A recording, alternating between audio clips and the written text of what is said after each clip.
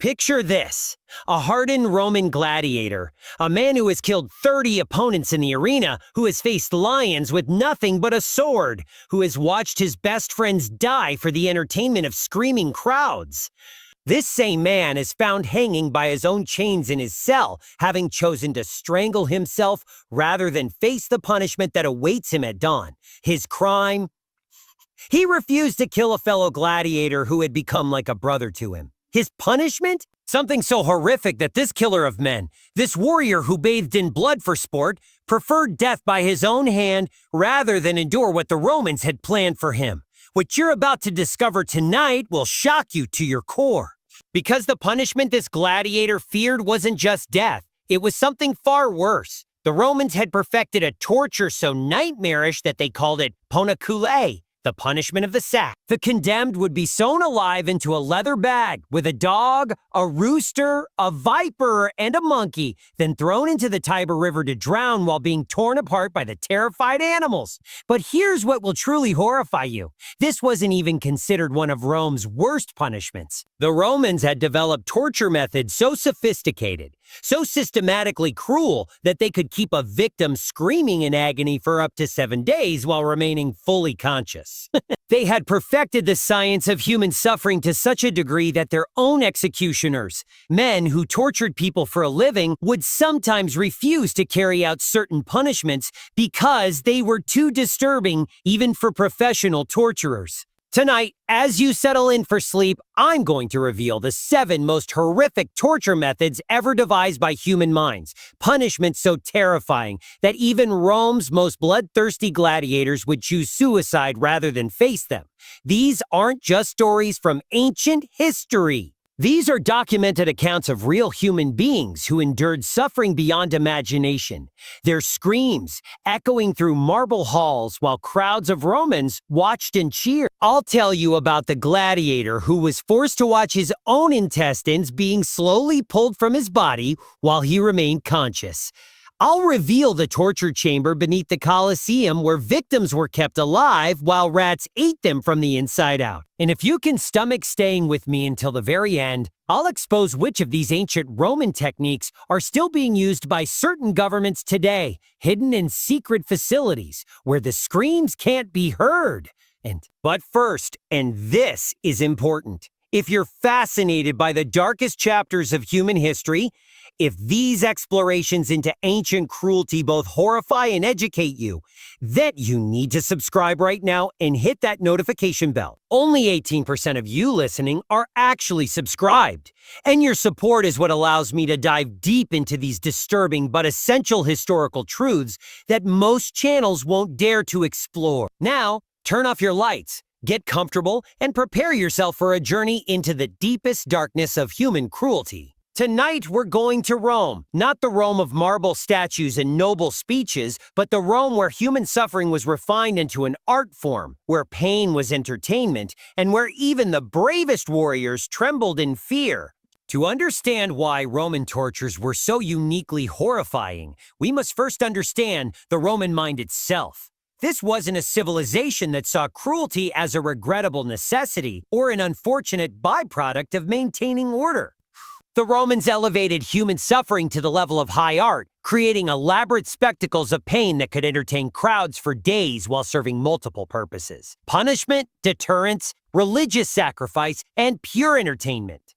The year is 73 AD. You're standing in the heart of Rome, surrounded by the greatest architectural marvels the world has ever seen. The Forum Romanum spreads out before you like a marble sea, filled with senators in pristine white togas, merchants selling goods from the farthest reaches of the empire, and citizens going about their daily business. Children play in the shadows of temples dedicated to gods of war and conquest.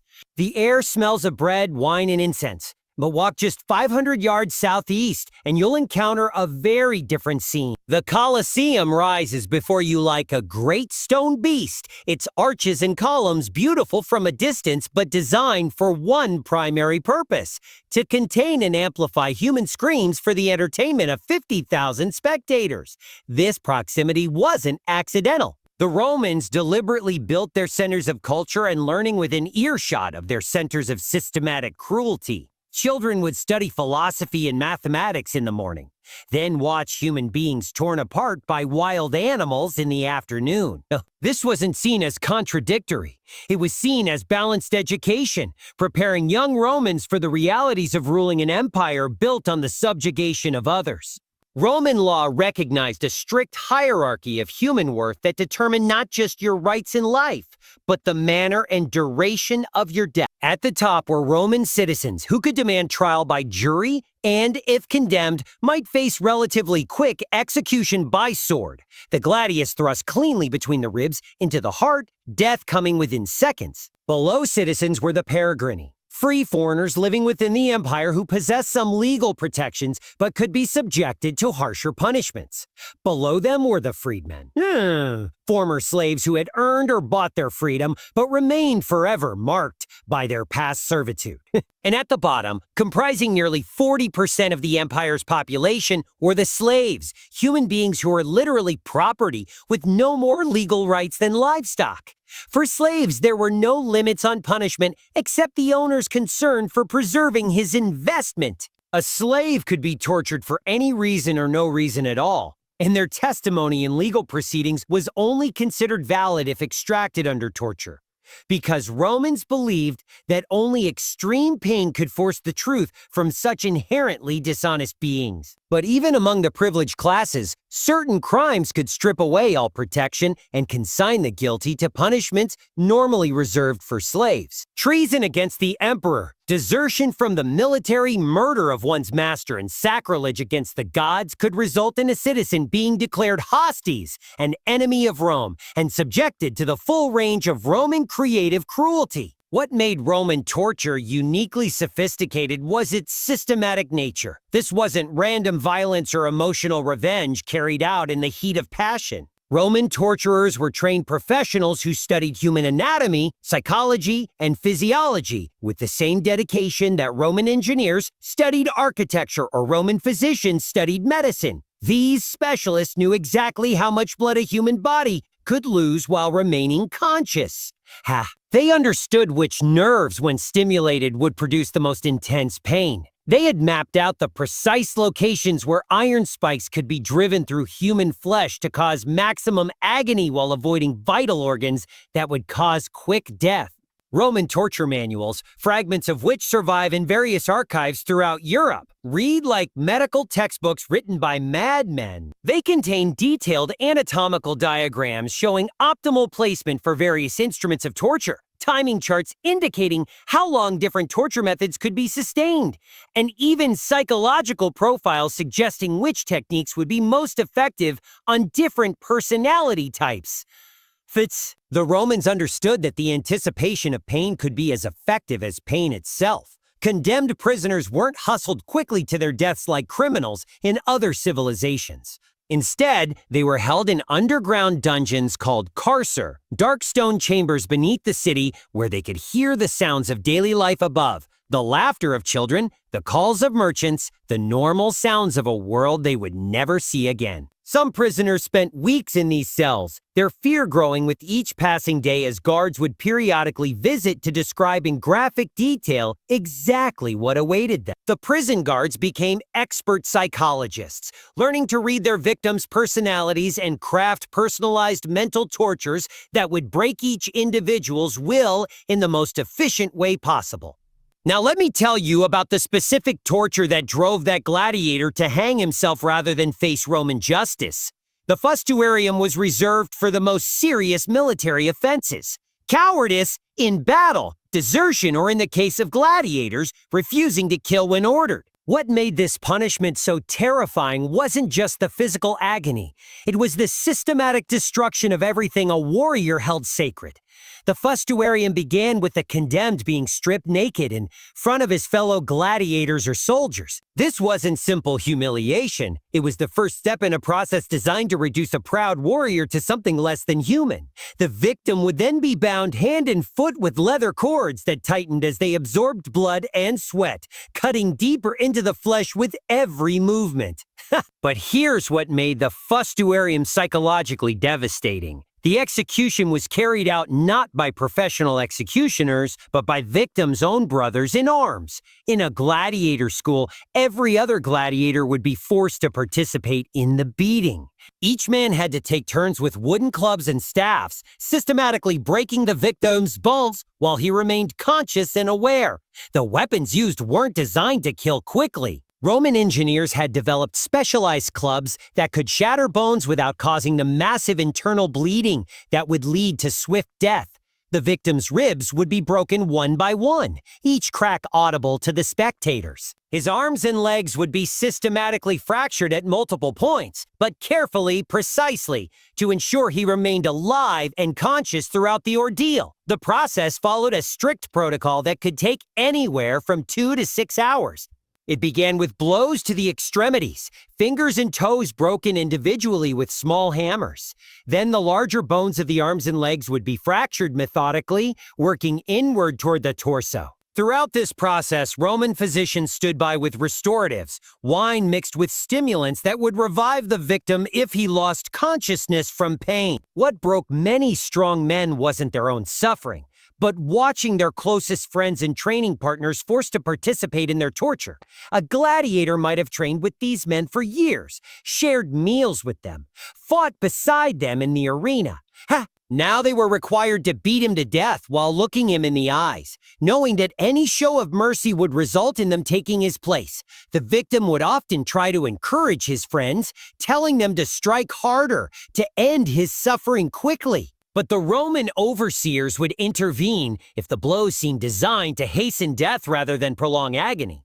The beating had to continue at the prescribed pace, with the prescribed implements, until the victim's body was completely broken, but still clinging to life.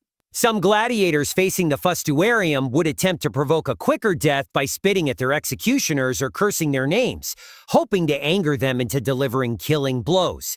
But Roman discipline was absolute. The other gladiators had been conditioned through years of training to follow orders regardless of their personal feelings, and they would continue the methodical beating no matter what the victim said or did. In the final stage of the Fustuarium, when the victim's major bones had been broken and he lay helpless but still breathing, the other gladiators would use smaller instruments, thin metal rods, leather whips embedded with metal fragments, and he lay helpless, and specialized tools designed to cause maximum pain to already damaged tissue. This final phase could last for hours as the victim's body slowly succumbed to shock and blood loss. The psychological trauma inflicted on the executioners was deliberate. Roman commanders understood that forcing soldiers to kill their comrades in such a brutal manner created bonds of shared guilt that made future rebellion less likely. Men who had participated in a Fustuarium rarely ever again questioned orders or showed sympathy for condemned prisoners, knowing that mercy was weakness that could result in them facing the same fate. While crucifixion is widely known as a Roman punishment, few people understand the sophisticated science behind this method of execution. The Romans didn't simply nail people to crosses and wait for them to die. They had refined crucifixion into a precise art form that could control the victim's suffering with almost medical precision. The process began days or even weeks before the actual crucifixion. Victims destined for the cross were subjected to preliminary punishments designed to weaken them physically while keeping them alive and conscious. They might be flogged with the flagrum, a multi-tailed whip embedded with metal fragments, bone chips, and pottery shards that would strip flesh from the back in precise, systematic strokes. Roman floggers were trained to count their lashes carefully, knowing exactly how many strokes each type of victim could survive. A healthy adult male might receive 39 lashes, one short of the 40 that would likely prove fatal. But the goal wasn't to kill. It was to create wounds that would continue bleeding and cause constant pain during the crucifixion itself. On the day of execution, the condemned would be forced to carry their own crossbeam called a patibulum through the streets of Rome while crowds gathered to watch. This beam wasn't just a piece of wood. It was precisely engineered to weigh between 75 and 125 pounds, heavy enough to exhaust the victim but not so heavy that they would collapse before reaching the execution site. The procession to the crucifixion site was itself a form of torture. The route was deliberately planned to pass through the most populated areas of the city, ensuring maximum public humiliation. Roman citizens would line the streets, throwing rotting food, human waste, and stones at the condemned. Children were encouraged to participate in this abuse as part of their civic education. At the execution site, usually a hill or elevated area where the crosses would be visible from great distances, the real horror began. The victim would be thrown to the ground and held down by Roman soldiers while specialized executioners prepared the cross. These men were craftsmen of death who understood human anatomy better than many physicians. The nails used for crucifixion weren't random pieces of metal. They were forged specifically for this purpose, with square shafts that would grip the wood securely and pointed tips designed to slide between bones rather than shatter them. The executioners knew exactly where to place these nails to support the victim's weight, while causing maximum pain. Contrary to popular depictions, the nails weren't driven through the palms of the hands. The small bones and soft tissue of the palm would tear under the body's weight, allowing the victim to fall from the cross prematurely. Instead, the nails were positioned precisely through the space between the radius and ulna bones of the forearm, in an area called destot space, where they could support the full weight of the human body. This placement served multiple purposes. The nails would sever the median nerve, causing excruciating pain that shot up the arms like lightning with every movement. But they would also avoid major arteries that might cause the victim to bleed to death quickly, ensuring that death would come slowly from exhaustion and asphyxiation rather than blood loss. The feet were positioned against the vertical post of the cross and secured with a single long nail driven through both feet, usually just behind the ankle bones. Again, this placement was anatomically precise, positioned to cause maximum pain while ensuring the victim remained securely attached to the cross for days if necessary. Once the victim was secured to the cross and raised upright, the true torture began. The position made normal breathing impossible. To exhale, the victim had to push up on their pierced feet and pull with their nailed wrists, sending fresh waves of agony through their body with every breath. As exhaustion set in, these movements became increasingly difficult, leading to a slow death by asphyxiation that could take days to complete. Roman soldiers stationed at each cross were experts at prolonging this process. They understood how to manipulate the victim's position to control blood flow and breathing. Some crosses were equipped with a small wooden peg called a sedile, positioned between the victim's legs. This wasn't an act of mercy. It was designed to occasionally relieve pressure on the arms, preventing the victim from suffocating too quickly and thus extending their suffering. The soldiers also carried a mixture of wine and myrrh that could dull pain slightly, but they would offer this only when the victim seemed close to unconsciousness, then withdraw it once they had revived sufficiently to continue suffering. This careful balance between pain relief and torture could keep victims conscious and aware for up to 3 days while they slowly died. Whether conditions were factored into the crucifixion process. Victims crucified in winter might be provided with small fires nearby, not for comfort, but to prevent them from dying too quickly from exposure. In summer, they might be given small amounts of water, again not as mercy, but to prevent dehydration from ending their suffering prematurely. The final stage of crucifixion was called Crucifixion, the breaking of legs. When Roman authorities decided that a crucifixion had lasted long enough, soldiers would use iron clubs to shatter the victim's shin bones. This made it impossible for them to push up for breath, leading to death by asphyxiation within minutes. But this mercy was reserved for special circumstances, usually when another execution was scheduled for the same cross. Beneath the cobblestones of the Roman Forum, carved directly into the solid rock of the Capitoline Hill, lay the Mamertine prison, a facility so terrifying that its very name could reduce hardened criminals to tears. This wasn't simply a place of confinement. It was a carefully engineered instrument of psychological torture that could break the strongest mind without laying a finger on the prisoner's body. The Mamertine consisted of 2 chambers, one directly below the other, connected only by a circular hole in the floor of the upper chamber. The lower level, called the Tullianum, was where the real horror took place. Prisoners would be lowered through this hole by rope, descending into absolute darkness with no possibility of return. The dimensions of the Tullianum were precisely calculated to maximize psychological distress. The chamber was just large enough to prevent immediate suffocation, but small enough that prisoners couldn't stand upright or lie down comfortably. Guards would check on them regularly, and any prisoner found injured would be given just enough medical care to keep them alive for their scheduled execution.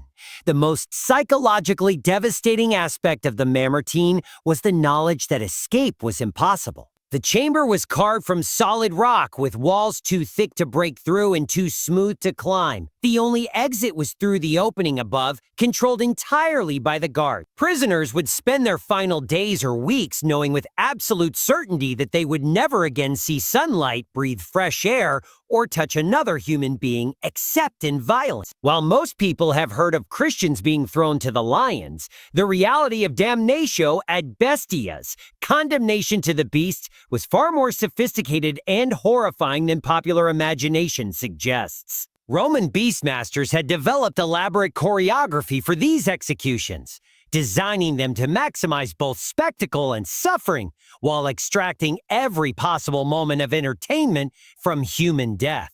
The preparation for animal executions began weeks in advance, with Roman animal trainers working to condition wild beasts for maximum aggression while ensuring they wouldn't kill their human prey too quickly. Lions, leopards, bears, and wild boars were kept in underground chambers beneath the arena, fed irregularly to increase their hunger, but not so starved that they would be weakened. The animals were also conditioned to associate the smell of human fear with feeding time. Trainers would present them with clothing and personal items taken from condemned prisoners, allowing the beasts to develop familiarity with human scent while building anticipation for the hunt to come. On execution days, the condemned would be brought into the arena through underground tunnels, emerging through trapdoors in the floor while crowds of up to 50,000 spectators cheered from the stands. But these weren't simple releases into an arena with wild animals. They were carefully orchestrated productions that could last for hours. Some victims would be dressed in the costumes of mythological figures and forced to reenact famous stories while being hunted by the beasts.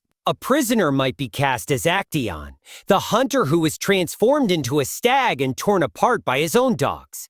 The victim would be fitted with antlers and released into the arena with a pack of hunting dogs trained to attack anything that moved like prey.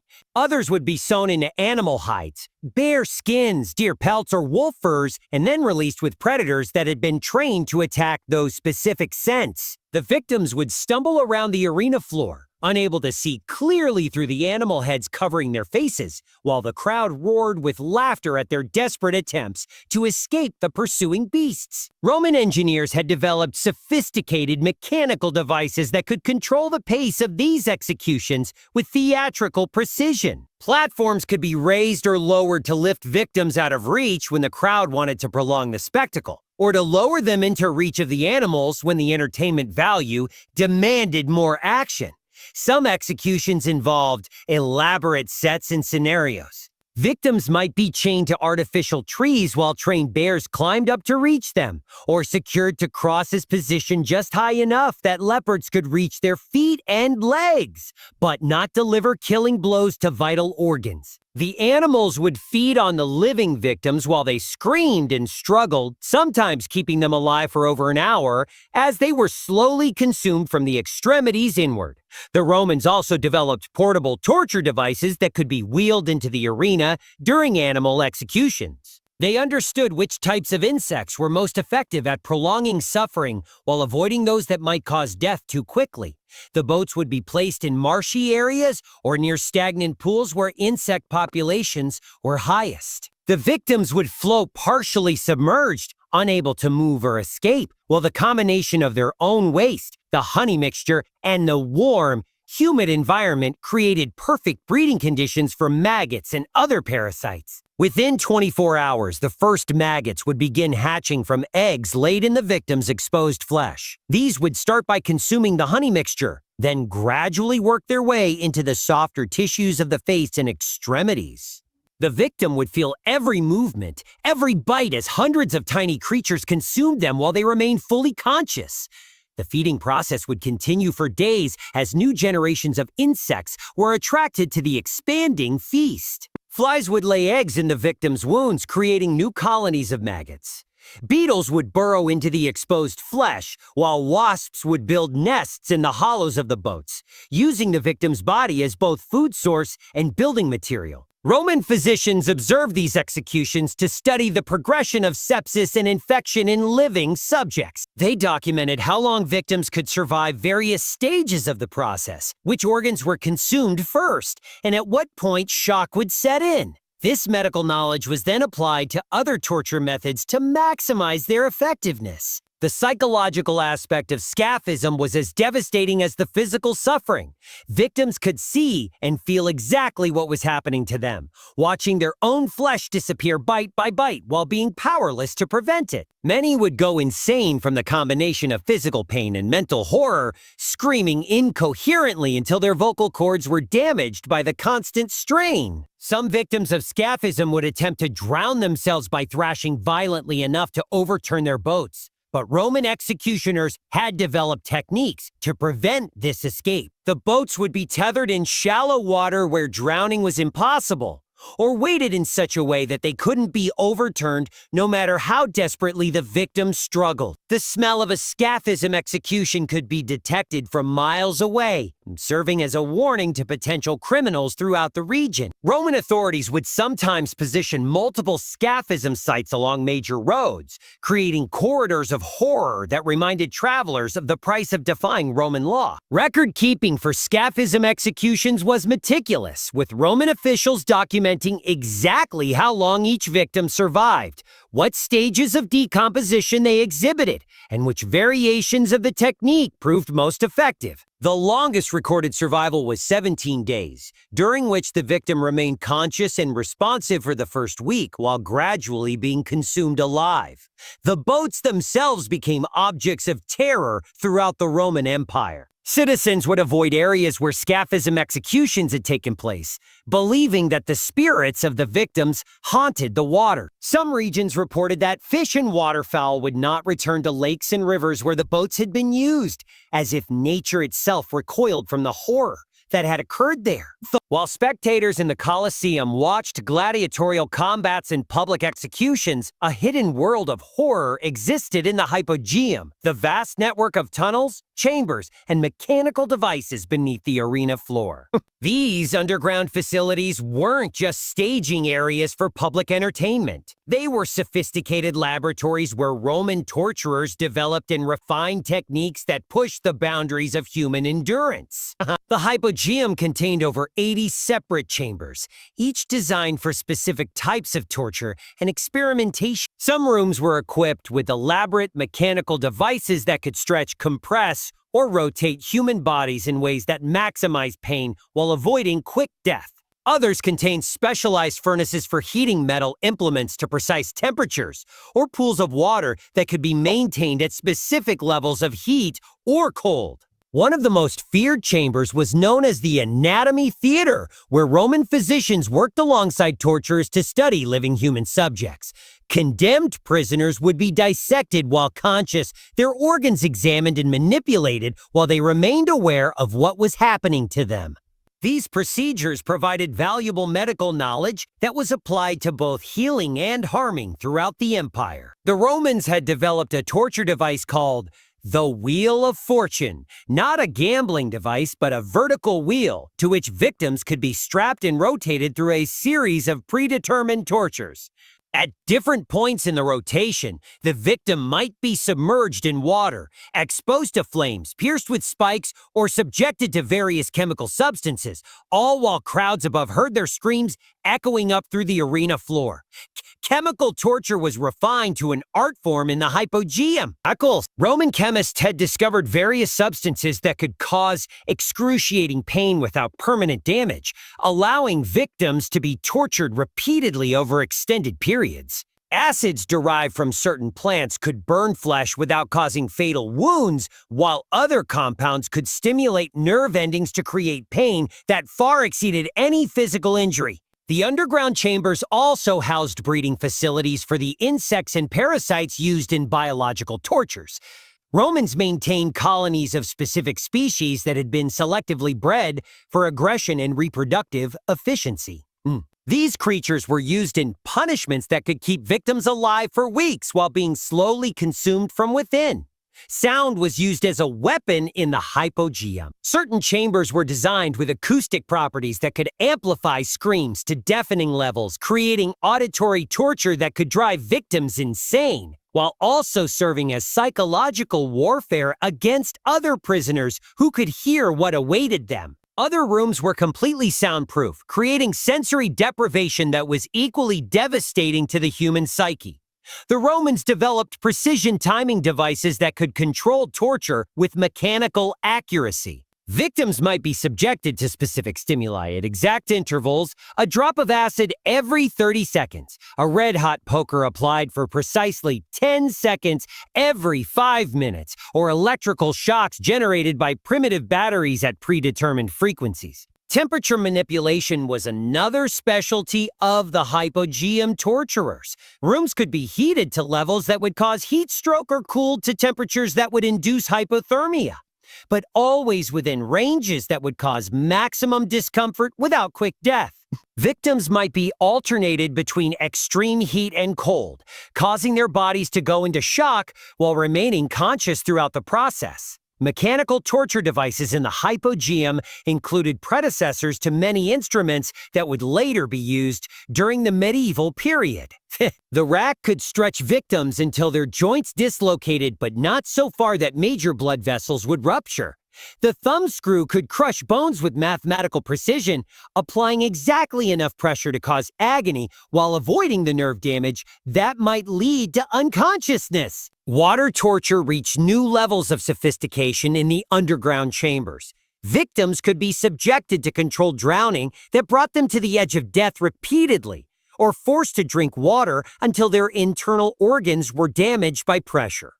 Some chambers contained devices that could force water into every opening of the human body simultaneously, creating internal pressure that was indescribably agonizing. The hypogeum also contained facilities for psychological torture that were far more advanced than anything used in public executions. Victims might be forced to watch their family members tortured, or subjected to elaborate illusions that convinced them they were experiencing horrors that weren't actually happening. Roman understanding of human psychology allowed them to attack the mind as effectively as the body. Record-keeping in the hypogeum was exhaustive, with detailed documentation of every technique, timing, and result. Roman torturers were required to maintain logs that tracked the effectiveness of different methods on various types of victims, creating a database of human suffering that influenced torture practices throughout the ancient world. The gladiator schools scattered throughout the Roman Empire weren't just training facilities for arena entertainment.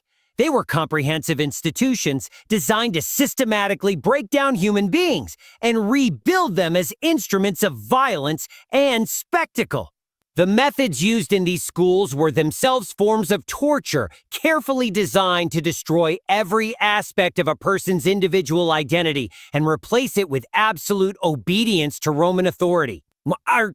You arrivals at gladiator schools, whether slaves purchased at market, criminals condemned to the arena, or desperate volunteers seeking fame and fortune, underwent a process of systematic dehumanization that began the moment they passed through the school's gates. They were stripped naked, their heads shaved completely, and their bodies marked with brands indicating their school, their assigned category of gladiator, and their owner's property marks. The branding process was deliberately agonizing and humiliating. Hot irons would be applied to multiple parts of the body. The forehead, shoulder, and thigh were common locations, while the victim was held down by other gladiators in training. This served multiple purposes. It marked them permanently as property, it created shared trauma among the trainees, and it demonstrated that their bodies no longer belonged to them. Physical conditioning in gladiator schools went far beyond normal athletic training. Trainees were subjected to exercises designed to cause constant pain and exhaustion, breaking down their natural self-preservation instincts and teaching them to function effectively despite suffering. They might be forced to train with deliberately uncomfortable equipment, armor that pinched and cut with every movement, weapons that were awkwardly balanced or embedded with small spikes that would cut their hands. Sleep deprivation was used systematically to break down mental resistance. Trainees would be awakened at random intervals throughout the night for additional training, punishment, or simply to prevent them from establishing any sense of routine or control over their environment. This constant state of exhaustion made them more susceptible to psychological manipulation while reducing their ability to plan escapes or rebellions. The schools employed sophisticated techniques of psychological conditioning that would be familiar to modern experts in brainwashing and behavior modification. Trainees were isolated from outside contact, fed restricted diets that kept them constantly hungry, and subjected to unpredictable schedules that prevented them from developing any sense of stability or security. Sexual humiliation was routine in gladiator schools, used as both entertainment for wealthy Romans and as a method of psychological control. Gladiators were considered property that could be used in any way their owners desired. And this abuse was designed to destroy any sense of personal dignity or self-worth. Young men who had entered the schools with pride and honor would be systematically degraded until they accepted their status as objects existing solely for others' pleasure. The training process included forced participation in executions and tortures, gradually desensitizing trainees to human suffering while making them complicit in the system that enslaved them. New gladiators would first be required to watch veteran fighters practice on condemned criminals, seeing exactly what they would eventually be expected to do to their opponents. As training progressed, they would be made to participate in these exercises, first holding victims, then assisting with restraints, and finally taking active roles in torture and execution. This gradual escalation was designed to overcome natural human reluctance to cause suffering, while creating psychological bonds between the trainee and their captors through shared participation in violence. The schools also used techniques of manufactured loyalty and false hope to control their subjects. Gladiators who showed exceptional skill or absolute obedience might be granted small privileges, better food, private quarters, or sexual access to other slaves. These rewards were carefully calculated to create motivation for compliance, while never providing enough freedom to enable escape or rebellion. Some gladiators were told they could earn their freedom through victories in the arena, but the conditions for manumission were deliberately made almost impossible to achieve. A gladiator might need to win 50 consecutive fights or survive for 10 years, or demonstrate loyalty by killing a specific number of opponents. These false hopes kept desperate men fighting while ensuring that very few would ever actually achieve freedom. The most psychologically devastating aspect of gladiator school training was the systematic destruction of personal relationships and loyalty. Trainees were organized into small groups that lived and trained together, naturally developing friendships and mutual support that helped them survive the brutal conditions. But they were also taught that these bonds were meaningless, that they might be required to kill these same friends in the arena for the entertainment of Roman crowds. Training exercises deliberately pit friends against each other in contests where the loser would face punishment or humiliation. Gladiators learned that survival depended on being willing to betray anyone. That loyalty to Rome and their masters superseded any personal bonds, and that mercy was weakness that would be severely punished. Care in gladiator schools was designed to keep fighters functional rather than comfortable. Roman physicians working in these facilities became experts at treating injuries in ways that would allow rapid return to training while causing maximum discomfort. Wounds would be cleaned and bandaged, but pain relief was minimal, teaching gladiators to function effectively despite constant suffering.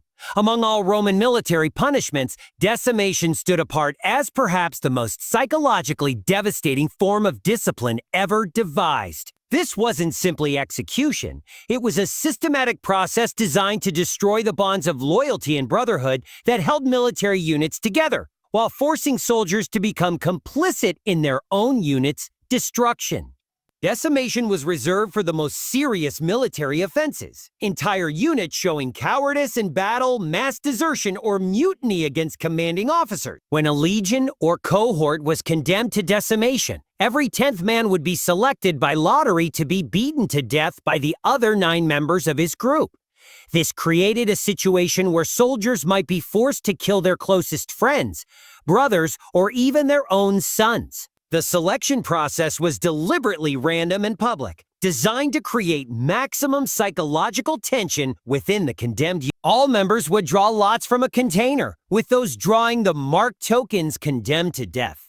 This randomness meant that veteran soldiers might be killed while cowards survived, that competent leaders might die while incompetent followers lived, creating a sense of cosmic injustice that would haunt survivors for the rest of their lives. Once the condemned men were selected, they would be stripped naked and forced to kneel in front of their comrades while the other members of their unit were given clubs, stones, and other blunt instruments. Roman officers would supervise the executions to ensure that they were carried out properly. Each of the 9 survivors had to participate actively in killing their condemned comrade, and any mercy shown would result in the merciful soldier taking the condemned man's place.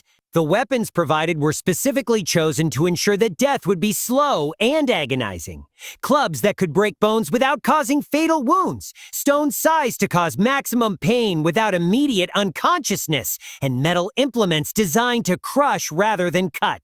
The goal wasn't quick execution, but prolonged suffering that would serve as an object lesson to the entire army. Roman military records describe decimation sessions that lasted for hours, with condemned men slowly beaten to death while their former comrades were forced to continue the assault regardless of their personal feeling. The psychological trauma of these events was so severe that many participating soldiers would never again function effectively as fighters, having been broken by the experience of killing their own brothers in arms. The remaining members of decimated units would be forced to camp outside the main military fortifications, eating only barley instead of wheat and receiving reduced rations for extended periods. This ongoing punishment served as a constant reminder of their unit's disgrace, while ensuring that their suffering would be visible to other military units as a deterrent against similar offenses. Some decimated units were assigned to the most dangerous combat positions in subsequent battles,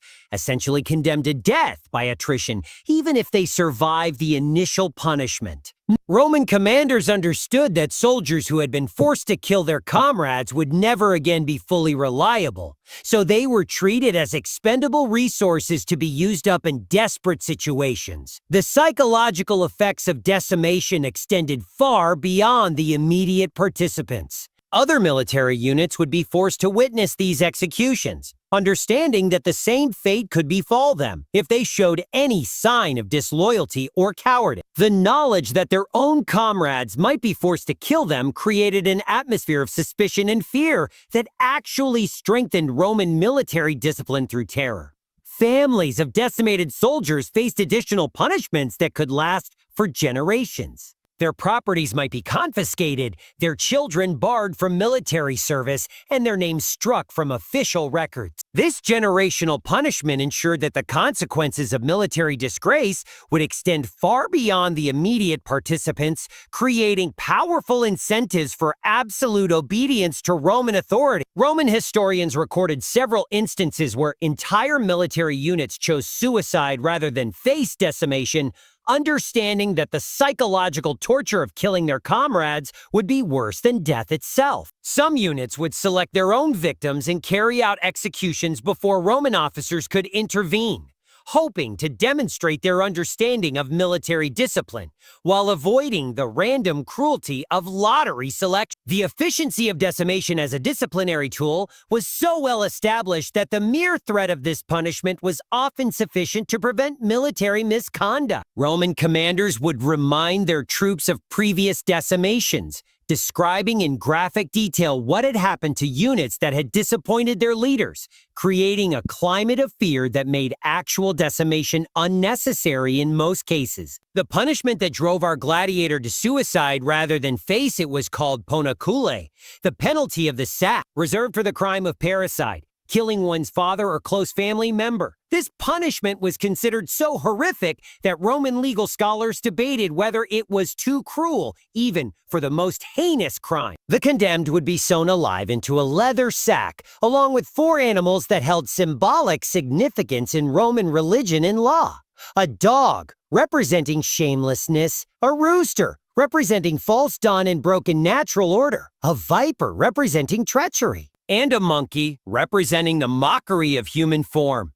Each animal was chosen specifically for its behavioral characteristics and the terror it would inspire when trapped in a confined space with a human being. The preparation of the animals was as carefully orchestrated as every other aspect of this punishment.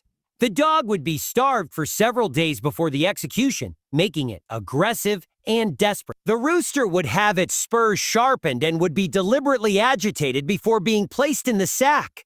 The viper would be captured fresh from the wild, ensuring maximum venom potency, while the monkey would be one of the larger, more aggressive species imported specifically for this purpose. The sack itself was crafted from thick leather that would not tear easily, with reinforced seams that could withstand the frantic struggles of both human and animal occupants. The opening would be sealed with heavy cords that tightened under pressure, ensuring that escape was impossible once the sack was closed and the victim thrown into water. Before being sewn into the sack, the condemned would undergo preliminary tortures designed to heighten their terror while weakening their ability to fight the animals. They might be flogged, burned with hot irons, or subjected to other punishments that would cause pain and bleeding that would further excite the trapped animals once they were all confined together. The actual sewing process was carried out in public, with crowds gathering to watch as the victim was forced into the sack along with the 4 animals. Roman executioners had developed techniques for arranging the contents of the sack to maximize the horror. The victim would be positioned so that they could not easily kill the animals quickly, while the animals would be placed to have maximum access to vulnerable parts of the human body. Once sealed, the sack would be thrown into the Tiber River or another body of water, where the victim would face multiple forms of death simultaneously: drowning, being torn apart by the frantic animals, and being poisoned by the viper's repeated bites. The combination of these deaths created a prolonged agony that could last for many minutes underwater while the victim remained conscious. Roman observers who witnessed Poena Cullei executions reported that the sacks would move violently underwater for extended periods, indicating that fierce struggles were taking place within as the victim fought simultaneously against drowning, animal attacks, and venom. The movements would gradually become less violent as exhaustion, blood loss, and poison took their toll, but some sacks continued to show signs of movement for up to 10 minutes after being thrown into the water. The symbolism of Poena Cullei was as important to Romans as its practical effects. The combination of the 4 animals was believed to represent different aspects of the parricide's crime. The dog's shamelessness reflected the killer's lack of respect for natural bonds. The rooster's false dawn symbolized the disruption of natural order. The viper's treachery represented the betrayal of family trust, and the monkey's mockery of human form symbolized the condemned's rejection of their own humanity. Some variations of Poena Cullei involve throwing the sack from high cliffs rather than into water, allowing gravity to add another element of terror as the victim experienced several seconds of free fall while being attacked by the animals before the final impact. The sacks would burst open on impact, scattering the mangled remains of both human and animal victims across the rocks below. Roman legal scholars documented several cases where condemned parricides attempted to negotiate alternative punishments, offering to accept crucifixion, burning alive, or being thrown to wild animals in the arena rather than face Poena Cullei. The universal terror inspired by this punishment made it extremely effective as a deterrent, with Roman records showing significant decreases in parricide rates in regions where the penalty was regularly enforced. The psychological impact of Poena Cullei extended beyond its immediate deterrent effect. Roman families would use the threat of this punishment to maintain discipline within households, reminding children and slaves of the horrific fate that awaited anyone who raised a hand against the paterfamilias. The vivid imagery of being eaten alive by animals while drowning became embedded in Roman cultural consciousness as the ultimate consequence of betraying family bonds. Among the most ingenious and horrifying torture devices ever conceived was the brazen bull, a hollow bronze statue of a bull designed to roast victims alive while transforming their screams into sounds resembling the bellowing of an actual animal. This device represented the pinnacle of Roman engineering applied to the science of human suffering. The brazen bull was constructed from bronze sheets carefully shaped and welded to create a life-sized hollow bull. The craftsmanship was remarkable. From the outside, it appeared to be a beautiful work of art that might grace any Roman temple or public square. But hidden within its bronze flanks was a sophisticated system designed to cause maximum agony while providing acoustic entertainment for spectators. The victim would be forced through a door in the bull's side and secured inside the hollow chamber with chains and restraints that prevented them from moving into positions that might hasten their death. The door would then be sealed, trapping them in complete darkness within the metal chamber. A fire would be lit beneath the bull, gradually heating the bronze until the interior became a furnace that would slowly roast the victim alive. The acoustic system was the device's most diabolical feat. A series of tubes and resonating chambers within the bull's head would capture the victim's screams and transform them into sounds that resembled an actual bull's bellowing. This served multiple purposes.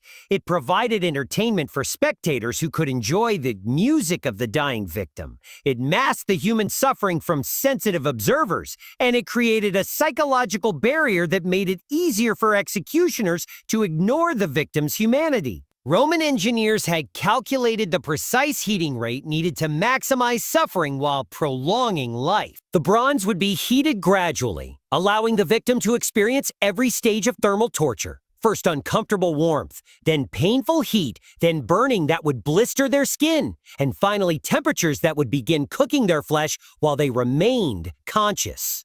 The interior of the bull was designed with features that would intensify the victim's suffering. Small spikes projected from the walls at strategic locations, ensuring that as the victim thrashed in agony, they would impale themselves on these points. The floor of the chamber was uneven, making it impossible to find a comfortable position even before the heating began. Ventilation within the bull was carefully controlled to maintain just enough airflow to keep the victim alive while preventing the quick death that might result from smoke inhalation. Small holes allowed fresh air to enter while permitting the escape of heated air, creating convection currents that would distribute the heat evenly throughout the chamber. The heating process could be controlled with remarkable precision by Roman operators who had developed expertise in managing the fires beneath the bull. They could increase or decrease the temperature gradually, creating waves of heat that would bring the victim to the edge of death repeatedly while allowing them to recover slightly during cooler periods. Roman records describe brazen bull executions that lasted for hours, with operators adjusting the fire to maintain optimal temperatures for prolonged suffering. The victim's evolution from desperate pleas for mercy to incoherent screaming to the final, weaker sounds that emerged as their vocal cords were damaged by the superheated air was all carefully monitored and documented. Some brazen bulls were equipped with viewing ports that allowed spectators to observe the victim's condition throughout the execution. Roman citizens would pay premium prices for seats that provided good views of these windows, watching with fascination as the victim's appearance changed during the roasting process. The cleaning and maintenance of brazen bulls between executions became a specialized craft, with Roman technicians developing techniques for removing human remains while preserving the acoustic properties that made the device so entertaining. The bronze would be polished to a mirror finish, removing any evidence of previous use while ensuring that the next execution would produce optimal sound effects. Hey, multiple brazen bulls might be used simultaneously during major public festivals, creating a chorus of artificial animal sounds that would provide background music for other entertainments. Roman event planners would coordinate the timing of different executions to create complex acoustic experiences that demonstrated both Roman engineering prowess and their mastery over human life and death. While standard crucifixion was horrific enough, Roman executioners developed variations of this punishment that could extend the dying process for up to a week while keeping the victim conscious and aware throughout most of their ordeal. These living crucifixions represented the pinnacle of Roman expertise in prolonging human suffering.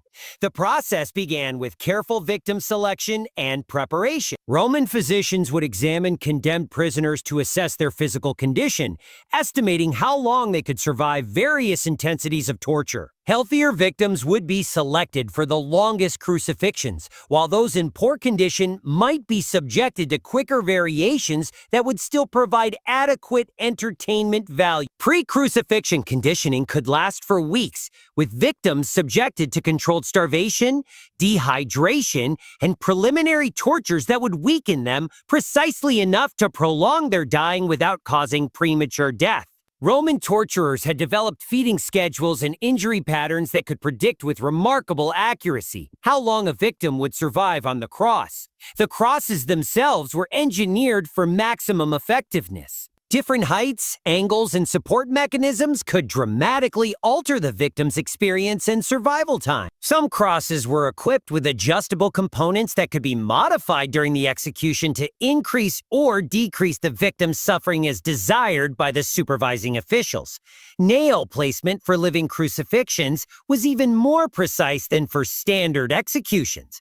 Roman anatomists had mapped out locations where nails could be driven through joints and bones in ways that would cause excruciating pain while avoiding major blood vessels that might cause death from hemorrhaging. The goal was to create wounds that would cause constant agony while remaining non-fatal indefinitely.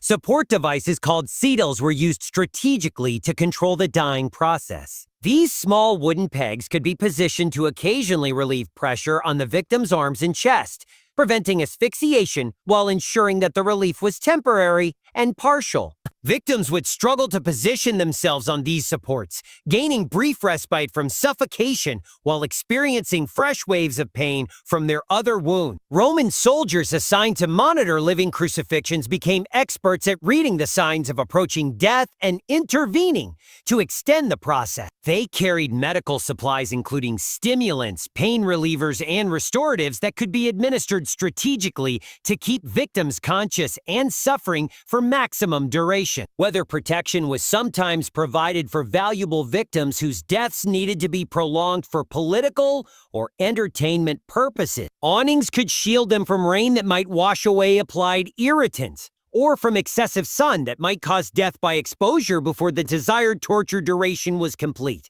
The psychological torture aspect of living crucifixion was as carefully orchestrated as the physical suffering.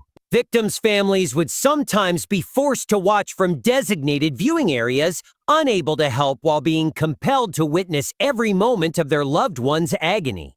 This served both as additional torture for the victim and as a deterrent warning to potential criminals in the watching crowd. Some living crucifixions involve multiple victims arranged in patterns that force them to watch each other's suffering. Crosses might be positioned in circles or lines where each victim could see the others dying, creating psychological torture that compounded the physical agony. Roman executioners understood that watching others suffer while knowing the same fate awaited could be more devastating than personal pain alone. Feeding and watering schedules for living crucifixions were precisely calculated to maintain life while maximizing discomfort. Small amounts of liquid might be offered on sponges, but mixed with substances that would cause nausea or internal pain. Food might be placed just out of reach, forcing victims to struggle toward it while aggravating their wounds. Roman engineers developed mechanical devices that could be attached to crosses to create additional tortures during the extended dying process. Rotating wheels could slowly twist the victim's limbs, adjustable screws could gradually increase pressure on various body parts, and heating elements could apply controlled thermal torture to specific areas while leaving the victim alive and conscious. The longest recorded living crucifixion lasted 8 days, with Roman physicians providing detailed documentation of the victim's condition throughout the process. They recorded changes in skin color, breathing patterns, vocal responses, and mental state, creating medical records that would influence torture techniques for centuries afterward. What made Roman torture uniquely effective wasn't just its physical sophistication, but the advanced understanding of human psychology that Romans applied to the systematic breaking of what is. Roman torturers were among history's first behavioral psychologists, developing techniques that attacked the mind as ruthlessly as they assaulted the body. Roman interrogators understood that different personality types required different approaches to achieve complete psychological breakdown. They developed classification systems for prisoners that would be recognizable to modern psychologists, identifying introverted versus extroverted types, those motivated by honor versus those driven by fear, and individuals whose resistance was based on ideology versus those protecting personal secrets. For prisoners motivated by honor and personal dignity, Roman torturers would focus on humiliation and degradation rather than simple pain. A proud warrior might endure physical agony without breaking, but would collapse psychologically when forced to perform degrading acts in front of audiences who had once respected him. Those driven by loyalty to family or comrades would face torture specifically designed to attack these emotional bonds. They might be forced to watch loved ones tortured, or convinced that their suffering was causing harm to people they cared about. Roman torturers became expert at identifying each individual's emotional vulnerabilities and crafting personalized psychological attacks. The Romans pioneered the use of false hope as a torture technique. Prisoners would be offered chances of escape or mercy that were designed to fail at the last moment, creating cycles of hope and despair that were more psychologically devastating than constant hopelessness. A prisoner might be told that confession would result in quick death, only to discover that confession led to even worse tortures. Timing was crucial in Roman psychological torture. They understood that resistance fluctuated in predictable patterns, that most people were weakest in the early morning hours, that pain tolerance varied with hunger and thirst, and that certain types of psychological pressure were most effective when applied immediately before or after physical torture. Roman torturers used environmental manipulation to enhance psychological pressure. Prisoners might be held in cells designed to create specific emotional responses, chambers painted in colors that induced anxiety, rooms with acoustic properties that amplified their own breathing and heartbeat, or spaces with lighting that prevented them from accurately judging the passage of time. The concept of learned helplessness was well understood by Roman interrogators centuries before it was formally identified by modern psychology. They would subject prisoners to situations where resistance was impossible and compliance brought no relief, gradually conditioning them to accept that their situation was hopeless and that cooperation was their only remaining option. Social isolation was weaponized by Roman torturers who understood that humans are inherently social creatures who suffer psychological damage when deprived of contact with others. Prisoners might be held in solitary confinement for weeks, then suddenly exposed to social interaction that was carefully controlled to maximize their vulnerability to manipulation. Roman torturers also employed what modern psychologists would recognize as gaslighting techniques, systematically undermining their victims' perception of reality. Prisoners might be told that their friends had betrayed them, that their families had disowned them, or that events they remembered clearly had never actually occurred. This assault on their sense of reality often proved more devastating than physical torture. The Romans understood that breaking a person's identity was more effective than breaking their body. They would attack prisoners' fundamental beliefs about themselves, their relationships, and their place in the world. They authored technical manuals that were studied throughout the empire, and their innovations in torture techniques were shared among schools to continuously improve the science of systematic cruelty. Some torture schools specialized in particular techniques or victim types. Sure, there were institutions that focused on political interrogation, others that specialized in military discipline, and still others that concentrated on entertainment torture for public spectacles. This specialization allowed Roman torturers to develop expertise that exceeded anything seen in other civilizations. The psychological conditioning of torture students was as important as their technical training. They were gradually desensitized to human suffering through exposure to increasingly severe torture sessions, starting as observers and gradually taking more active roles until they could inflict extreme pain without emotional distress.